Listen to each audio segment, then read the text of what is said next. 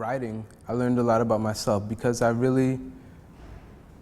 it's a really good coping skill to let go of stress, and I really learned a lot about myself, like just like the move and just dealing with stress and just with my mom and my brother.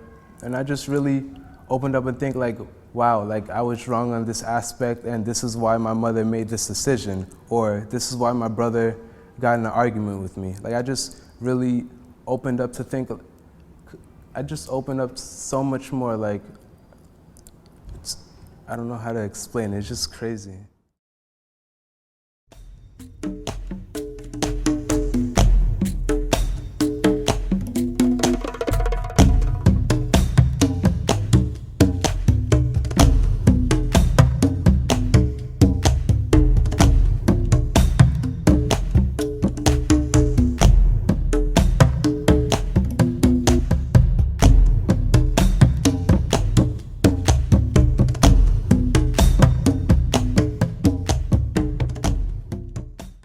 I started becoming a bright citizen when I reached high school. That's when I started getting the most, like, I wouldn't say praise, but that's when I started getting the most compliments. Like, Miss Carly, oh my God, you changed. Oh my God, you so behaved. Like, the whole high school year, I've never been to the principal's office unless I'm visiting the principal, telling my principal, hi, how you doing, what's up, how's your son? You know, ever since the beginning, and like, her telling me that I've changed so much is great, because I used to be in the principal's office all the time, and now I'm not. I'm like, it was a what do you call it? I don't remember I don't know how to phrase it. It's something within myself. Like, I was just like, I have to change because this is gonna be for myself. And I don't want, like, I don't know, I just want my kids to be like, yo, my dad is the best. Because, you know, at one point, you're looking like, you stop working for yourself. I work for, like, my future, because I want my future to be bright. I don't want to be like a hobo, or like, I don't want to be out of work, or like having my kids struggle. I don't want them to struggle. So if I don't want them to struggle, I gotta work hard.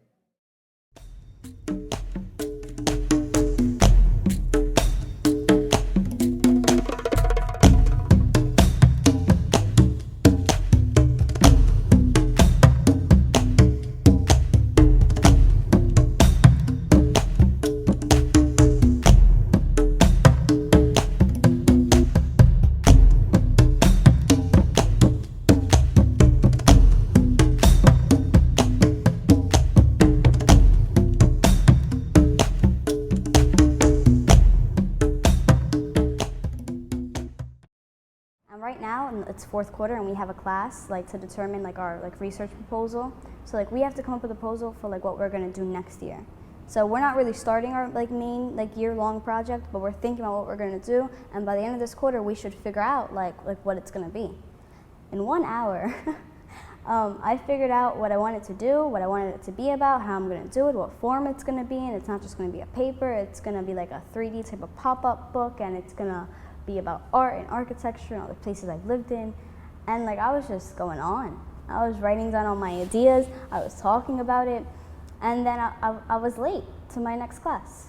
I was late. I was like, the hour it's not up yet. Like I was ready to do something else, and like I was ready to take out a computer and like write it down and like put it in my email, and the hour was up. I couldn't take out the computer. It was like, I was like 5 minutes late to my next class, just talking about my research proposal.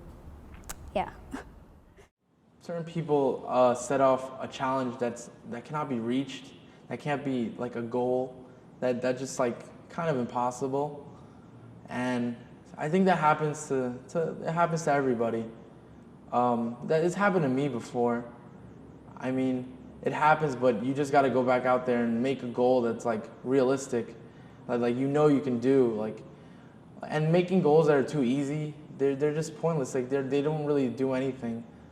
It's really like you have to like know yourself and know your capabilities and know what you can do. And those are the type of goals that you need to make.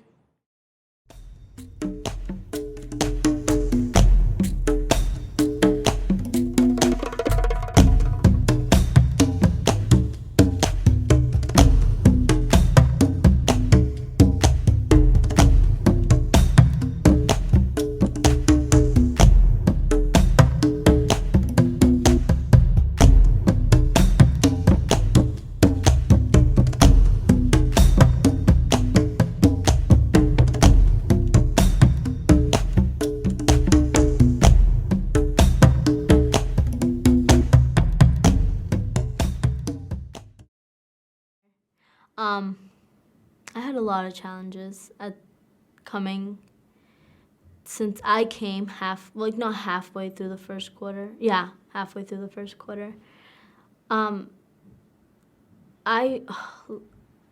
I really didn't care well, it's not that I didn't care, it's just like I just found it in myself that I already fell into the hole, my life hole, and I just couldn't really get out of it. And then towards like the end of the year where I was failing like all my classes, they had this program, I think it was called Club 10. It was like every day after school till like 5 o'clock you have to stay after and work. And it was like this big challenge for me because it wasn't just one class, it was most of my classes.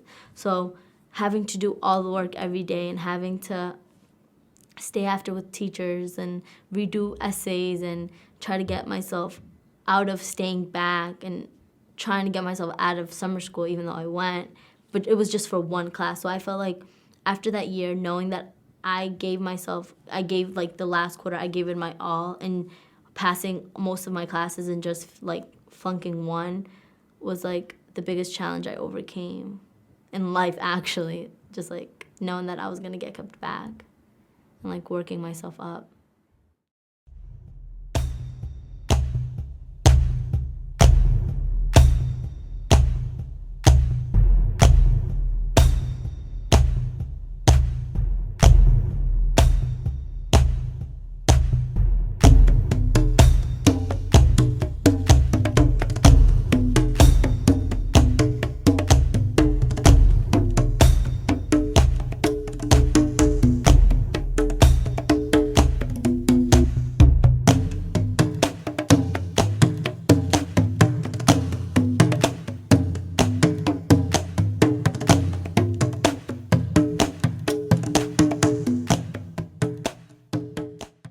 Class about fueling the car tomorrow. It's basically because New York taxis want to go green because we're running out of oil, and it really didn't interest me at the beginning because I didn't care about cars because I usually take the train, so that doesn't bother me. But once like we started to learn that mostly everything we uses oil and we're at some time gonna run out, that it was like we learned different approaches to different fuels, and it was really interesting to see what fuel was better and what fuel's gonna work and how is the economy gonna be affected and how everybody else is gonna be affected. And I didn't see it as that when I first entered. I just saw it as, oh, I'm learning about cars. But it was a really good course and I enjoyed it. Like I've talked about it with my father because he's into cars and he drives a car, and he was in kind of like shock that I knew what I was talking about because he never saw me as a car type of person, like I was never interested. But now he sees and he's like, okay, you outsmarted me, but okay. I like to play guitar a little bit, so I would get into a song and then I would practice it a couple times, and then I would just not even look at the guitar and just try to finger pick it, and I would eventually get it, and I would feel good because like, oh, I didn't have to take the time to take the money and spend on a guitar lesson. Like I actually did it myself, like on a computer. Like I actually taught myself how to play it by ear. Like that's a good feeling.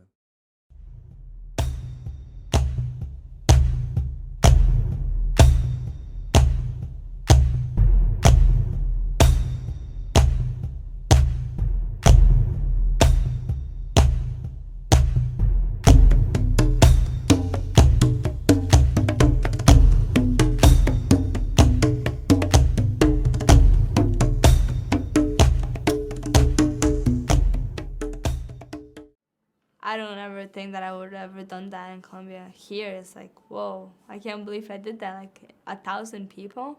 Like while I was on stage, I wasn't nervous. Like off stage, like before starting, I was so nervous. Like I was shaking. I was like, oh my God, I hope I do great. Smile the whole time, and I did. And it was just like I was so happy, and I don't think I would have done that in Colombia. I was really proud of that.